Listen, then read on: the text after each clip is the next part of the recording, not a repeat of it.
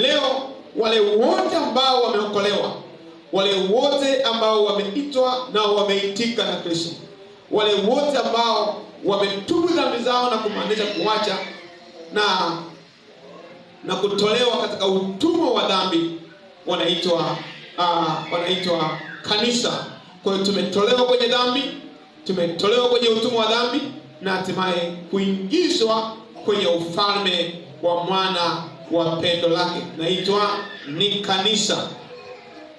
Na majina yao yamefutwa katika vitabu vya hukumu, na majina yao jina lake limeandikwa katika kitabu cha uzima, na hao inaitwa ni kanisa.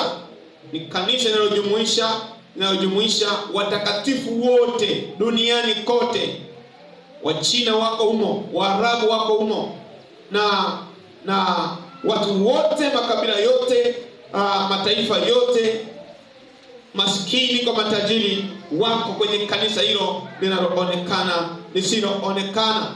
Tulijifunza siku moja kwamba kanisa ni mtu. Kwa tunaposema hili ni kanisa linaloonekana jengo, maana tunapokusanyika mimi na wewe kama hivi, ndio tunatengeneza kanisa, kwa sababu mimi na wewe ni kanisa. Amen.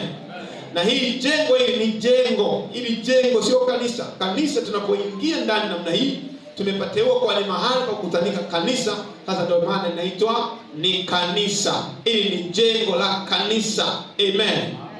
Hili ni jengo la kanisa ambalo ni mimi na wewe tunaoingia humo ndani. Sema amen. Sema amen. Sasa lipo kanisa lisiloonekana ambalo limejumuisha makanisa yote, watu wote waliotubu dhambi kwa kumaanisha kuacha, ambao majina yao yamefutwa katika kitabu cha hukumu, na jina yao yameandikwa katika kitabu cha uzima. Ndilo linaitwa kanisa au kanisa la wazaliwa wa kwanza wa Mungu. Angalia Biblia yako katika Waebrania sura ile ya 12 mstari 23-24. Waebrania sura ile ya 12 mstari wa 23 mpaka 24. Neno la Bwana linasema, mkutano mkuu na kanisa la wazaliwa wa kwanza walioandikwa mbinguni, na Mungu mwamuzi wa watu wote, na roho za watu wenye haki waliokamilika, na Yesu mjumbe wa agano jipya, na damu ya kunyunyizwa inenayo mema kuliko ile ya Habili. Amen. Kwa hiyo kanisa hilo, watu hawa wako hapo sasa, ndio wanatengeneza kanisa la Mungu, kanisa ambalo majina yao yameandikwa katika kitabu hicho kimoja cha watakatifu. Amen. Na sasa hilo kanisa sasa ndio litakalonyakuliwa. Hilo kanisa hilo sasa ambalo halionekani kwa macho yetu ya kawaida, majina yameandikwa katika kitabu cha uzima, na hilo kitabu ambacho kimekusanya watakatifu wote duniani kote, na hilo sasa ndio inaitwa kanisa. Sasa hilo ndio litakalokuja kunyakuliwa Yesu anapokuja duniani. Haitakuja kunyakuliwa Assemblies of God. Yesu haji kulinyakua kanisa, sijui kanisa gani tunayojua. Yesu atakuja kunyakua kanisa takatifu ambalo majina yao yameandikwa katika kitabu cha uzima. Amen. Wazaliwa wa kwanza wa Mungu walioandikwa mbinguni. Na kwa sababu hiyo hilo tunaona katika Wathesalonike wa kwanza sura ya 4 mstari wa 17. Wathesalonike wa kwanza sura ya 4 mstari wa 17, unaweza kusoma hapo. Kisha sisi tulio hai tuliosalia tutanyakuliwa pamoja nao katika mawingu, ili anza mstari wa kwanza hapo. Mstari wa kwanza. Mstari wa 17, anza mstari wa 16.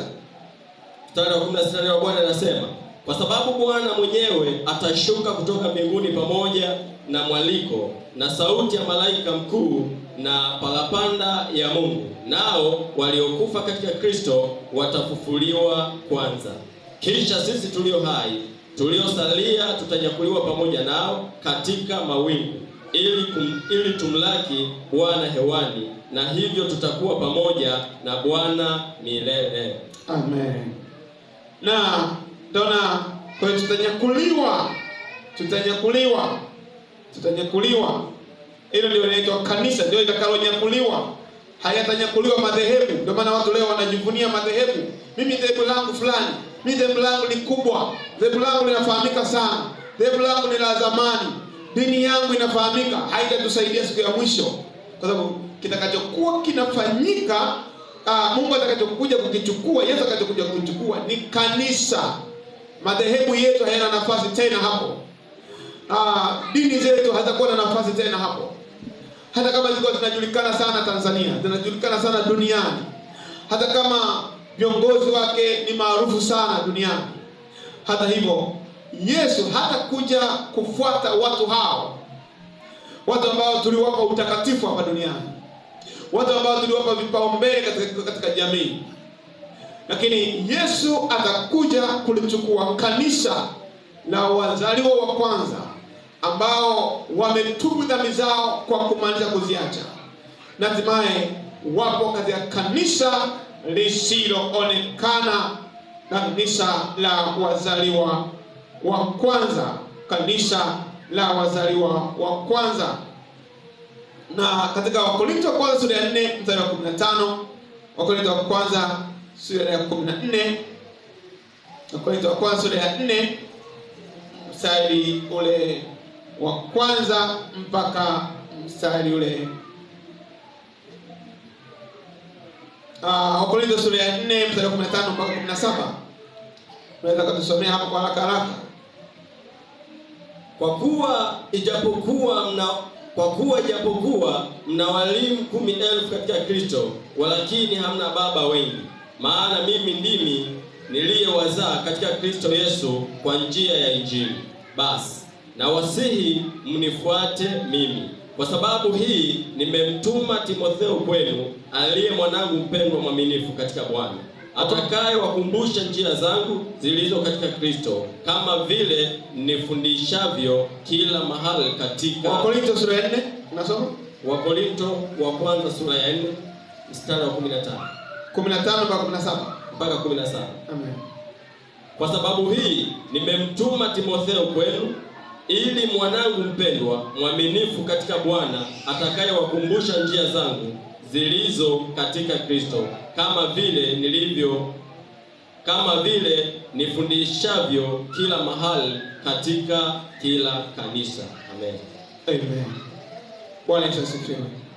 Kwa hiyo tendo la kunyakuliwa kwa kanisa, tendo la kunyakuliwa kwa watakatifu ni tendo kunyakuliwa. Maana yanazungumzia kunyakuliwa, tutanyakuliwa, ni tendo la ghafla mno, ni kitendo cha